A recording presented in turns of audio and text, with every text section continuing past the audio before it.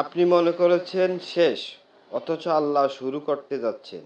আপনি কি কখনো এমন অবস্থায় পৌঁছেছেন যখন মনে হয়েছে এবার শেষ, আর কিছুই বাকি নেই? যখন চারিদিক অন্ধকার, মনের মধ্যে কেবল একটাই প্রশ্ন ঘুরছে, কেন আমার সাথেই বরাবর এমন হয়?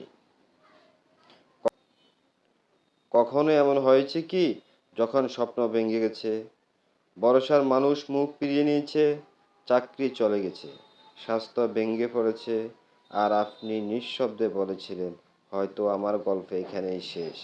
কিন্তু না, সেই মুহূর্তে হয়তো আল্লাহ আপনার জন্য নতুন কিছু শুরু করতে যাচ্ছেন। আল্লাহ বলেন, অবশ্যই কষ্টের সঙ্গে রয়েছে স্বস্তি, নিশ্চয়ই কষ্টের সঙ্গে রয়েছে স্বস্তি। সূরা ইনশিরাহ আয়াত ৫ ও ৬। দুটি আয়াত, একটিতেই বরাবর বলা হয়েছে কষ্টের সাথেই রয়েছে স্বস্তি, না কষ্টের পরেই নয়, সাথেই। আপনি যখন ভেঙে পড়েছেন, আল্লাহ তখনই আপনার হৃদয়ে কোনো স্বস্তির বীজ বপন করেছে, যার ফলাফল হয়তো আপনি এখনোই দেখছেন না, কিন্তু জান্নাতের দরজায় দাঁড়িয়ে দেখবেন, আহ, এই কষ্টগুলো তো ছিল আমার মুক্তির সোপান। হযরত ইউসুফ আলাইসাল্লামকে বাইরা কুয়ায় ফেলে দিয়েছিল, তখন মনে হয়েছিল সব কিছু শেষ, কিন্তু সেই কুয়াই ছিল রাজপ্রাসাদের পথ, সেই অন্ধকার ছিল নবুয়ত প্রারম্ভ। আপনার জীবনের কুয়াও হয়তো আপনাকে এক রাজপথের দিকে নিয়ে যাচ্ছে, শুধু আপনি এখনোই দেখতে পাচ্ছেন না। রাসূলুল্লাহ সাল্লাল্লাহু আলাইহি সাল্লাম নিজেই যখন তায়েফ শহরে গিয়েছিলেন দাওয়াত দিতে, তাকে পাথর ছুঁড়ে রক্তাক্ত করে তাড়িয়ে দেওয়া হয়েছিল। তিনি একটি বাগানে আশ্রয় নিয়ে বলেছিলেন, হে আল্লাহ, আপনি যদি আমার উপর রাগ না করেন, তাহলে আমি সব কিছু সহ্য করতে রাজি। তার জীবনেও এমন মুহূর্ত এসেছিল যেখানে মনে হচ্ছিল দাওয়াত শেষ, পথ শেষ, কিন্তু আল্লাহ তখনই প্রস্তুত করেছিলেন মেরাজের সফর আর ইসলামের বিজয়ের পথ। আজ আপনার জীবনে যা চলছে, হতে পারে সেটা আপনার কাছে শেষ মনে হচ্ছে, কিন্তু এটা তো আল্লাহর প্ল্যানের অংশ।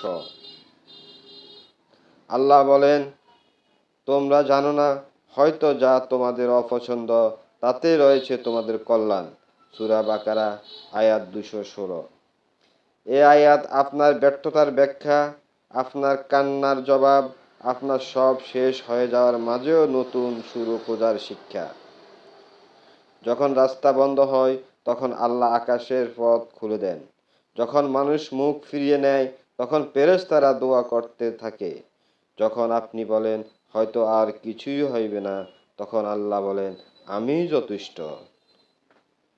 আজ আপনি যদি নিজকে পরাজিত ভাবেন, তবে মনে রাখুন, নবী আইয়ুব আলাইসাল্লাম ছিলেন রোগাক্রান্ত, নিঃস্ব, নিঃসঙ্গ। তবুও তিনি বলেছিলেন, হে আল্লাহ, কষ্ট আমাকে স্পর্শ করেছে, আর আপনি তো পরম দয়ালু। সূরা আম্বিয়া আয়াত নম্বর ৮৩। এই বাক্যেই ছিল তার সফলতা, এই বাক্যেই ছিল তার শেষ, এর পর নতুন শুরু। আজকের এই পর্বের শেষ একটি প্রশ্ন রেখে যাই, আপনি কি আল্লাহর উপর তাওয়াক্কুল করেছেন? আপনি কি আল্লাহর উপর তাওয়াক্কুল রেখেছেন?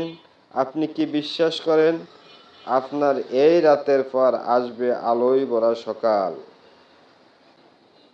আপনার উত্তর হবে, আপনি কি শুরু করতে যাচ্ছেন নাকি সত্যিই থেমে গেছেন?